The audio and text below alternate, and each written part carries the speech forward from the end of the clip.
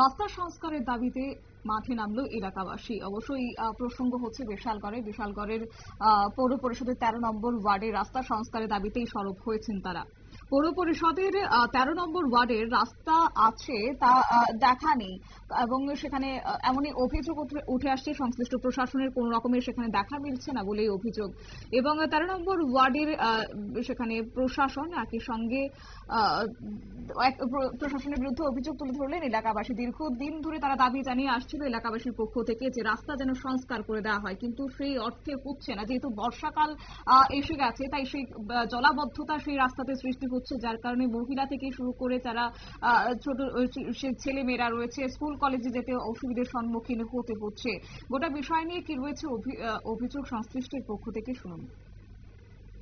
আমরা রাস্তায় আটা কিন্তু করতেছে না, কিন্তু কিছু না, এরকম রোদ্রের ভিতরে এই অবস্থা, হাঁটাচলা করতে পারতেছে না, স্কুলে বাচ্চারা যাইতে পারতেছে না, এরকম অসুবিধা। আর কিন্তু আজকে বিগত 5 বছর ধরে রাস্তার এই অসুবিধা হইতেছে। কিন্তু যাও একটু কাজ করছে, কিটা কাজ করছে তারাও জানে, আমরা কিন্তু হাত দিয়ে পারতেছি না।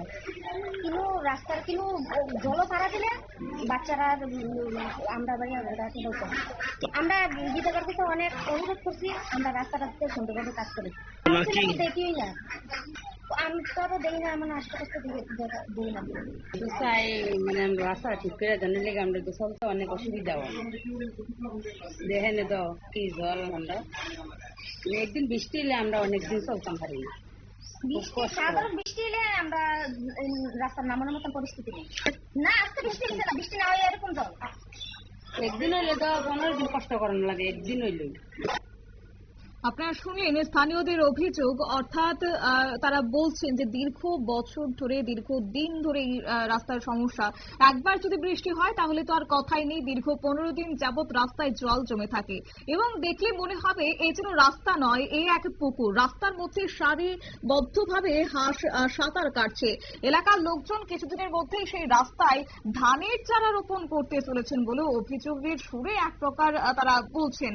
এবং সেক্ষেত্রে তারা এও অভিযোগ করেছেন যে জনপ্রতিনিধি যারা রয়েছেন তাদেরকে শুধুমাত্র ভোট আসতে দেখা যায়, তারপর আর তাদের সেখানে যোগাযোগ পর্যন্ত রাখে না বলেও কিন্তু অভিযোগ রয়েছে। তবে যাই হোক, এলাকাবাসীর এই দাবি এবং তারপরে সংবাদ প্রকাশিত হওয়ার পর প্রশাসনের পক্ষ থেকে এই রাস্তা সংস্কারের জন্য কি ব্যবস্থা গ্রহণ করা হয় তা অবশ্য লক্ষণীয় বিষয়। নিয়ে নিচ্ছে ছোট্ট একটি বিজ্ঞাপন, বিরতির সঙ্গে থাকুন।